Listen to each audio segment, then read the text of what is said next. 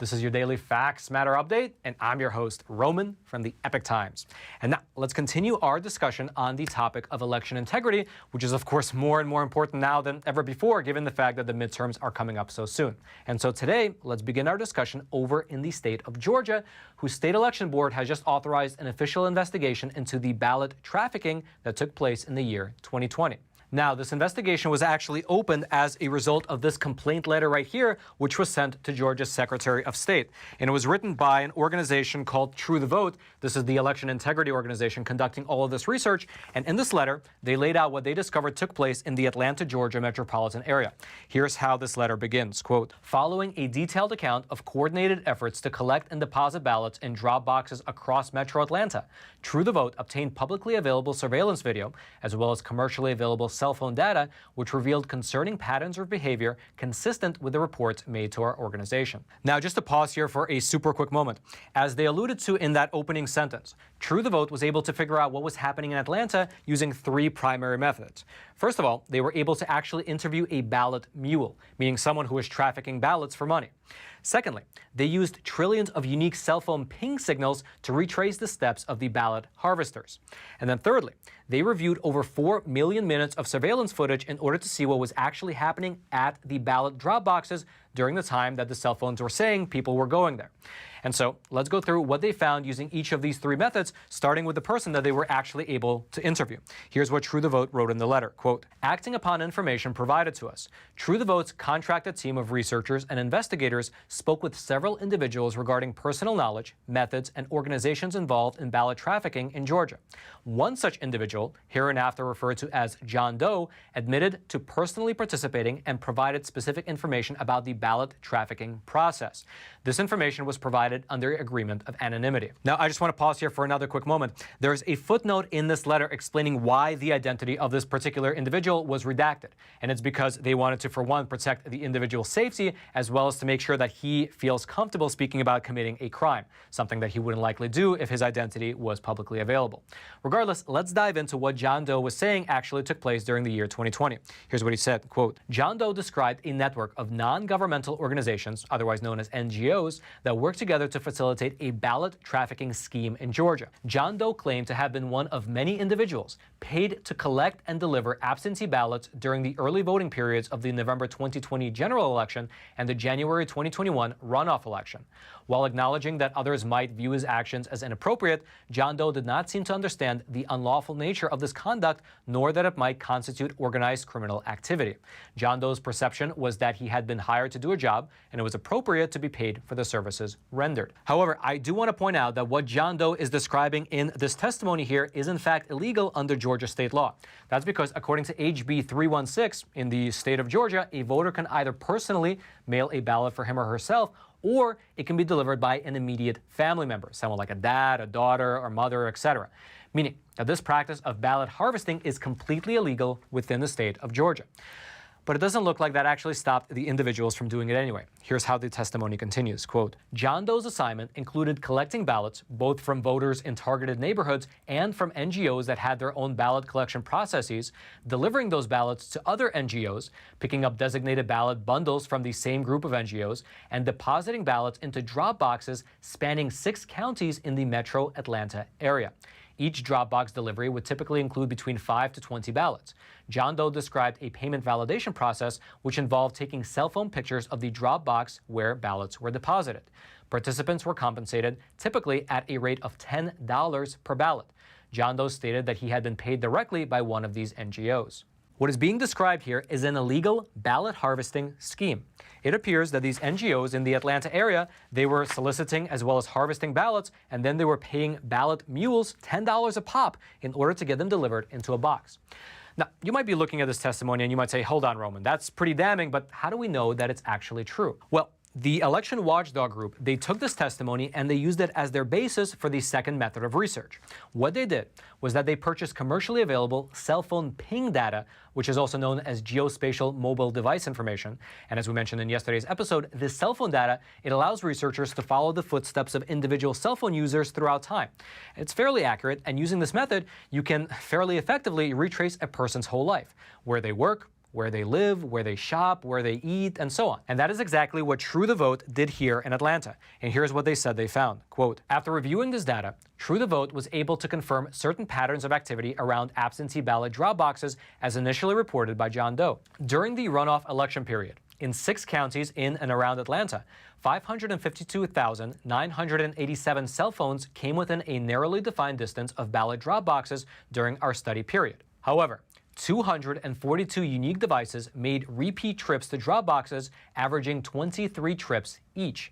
These same 242 devices also went repeatedly, averaging 8 trips each to specific NGOs. These 242 individual devices went to drop boxes a total of 5,668 times, with approximately 40% of the visits occurring between the unusual hours of 12 a.m., meaning midnight, and 5 a.m., meaning that these researchers found 242 people making an average of 23 trips to ballot drop boxes, while at the same time visiting the office of an NGO at least 8 times each.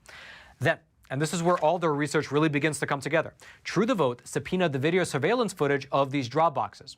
And then they were able to line up the time codes of the cell phone ping tracking data with the video surveillance footage in order to see what was actually happening on the ground at the moments that these ballot mules were there. And frankly, it's exactly what you'd expect. Here's what they said they found. Quote, the video, though often grainy and sometimes distant, revealed numerous unusual behaviors.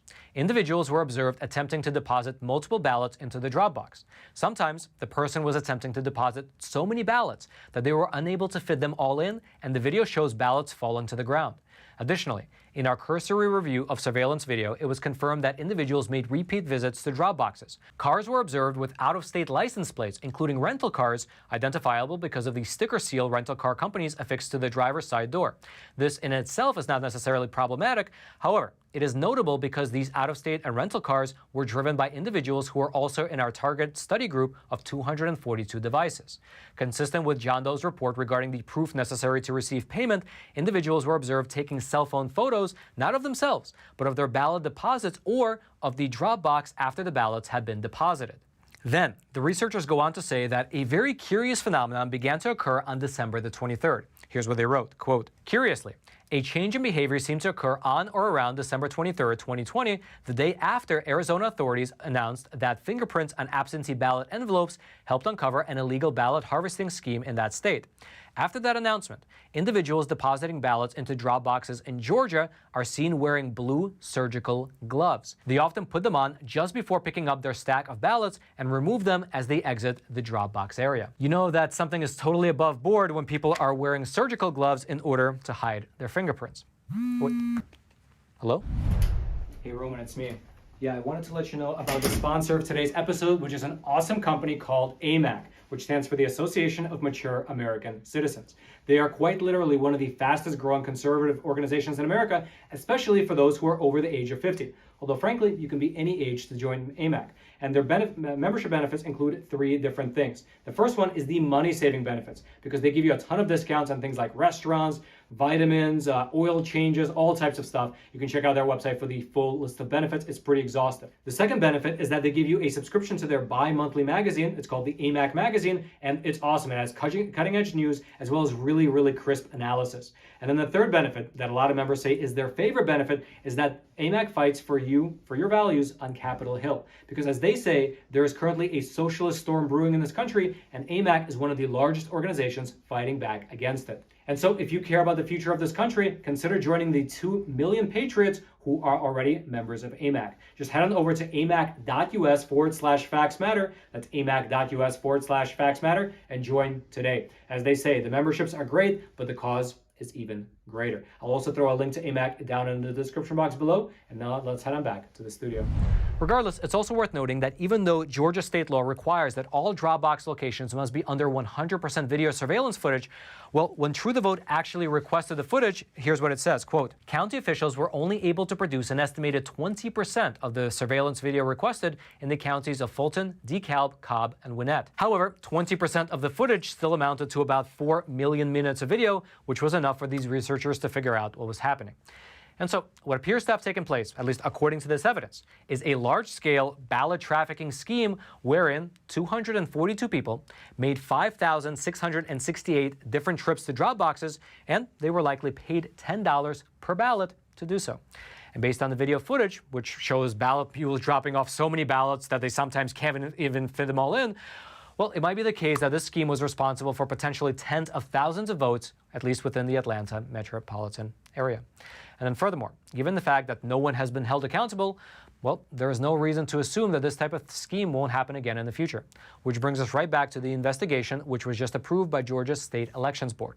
Specifically, about 10 days ago, they approved a subpoena which will allow the Secretary of State's office to both secure evidence as well as to compel testimony in this particular case. Meaning that they can now take the evidence that True the Vote found and compel the individuals involved to actually speak under oath. Here's specifically what the Georgia's Secretary of State said in a statement. We need to get a subpoena for the fella who this John Doe is. Was he paid? How much was he paid? And then who paid him? And we're going to follow the money. And we're going to get to the bottom of it. And we're going to prosecute this if we find that there's substance to it. And so we will just have to wait and see how this investigation progresses. If you would like to read this testimony for yourself, as well as to go through all the data and go through the methodology that the researchers used to get to their findings, I'll throw a link to this document as well as some of the other documents. It'll all be down there in the description box below this video, which, by the way, is right next to that like button, which I hope you take a moment to smash because you might not know this, but YouTube recently changed their like button such that when you smash it on your smartphone, well, confetti gets released. I suggest that you take a moment to test it out with this video. And now I wanted to let you know that over on Epic TV, just earlier today, I published an exclusive episode that you will not be finding here on YouTube that deals with the vaccine mandate currently being pushed by the U.S. military, specifically the U.S. Navy.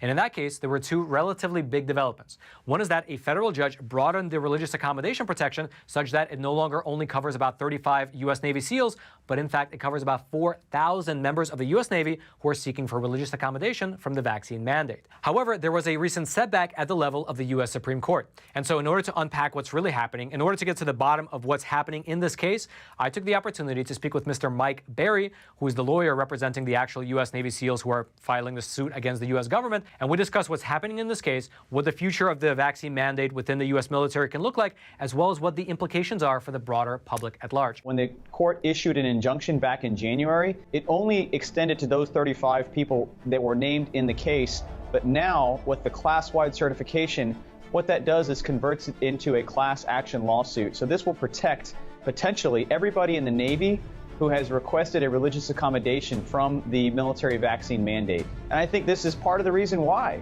People who are serving in the military want to know that the government, that the United States military has their back. If they're going to put their lives on the line to defend this country and defend our freedom, the very least we can do is ensure that they don't lose the very freedoms that they're protecting. But that's not happening right now.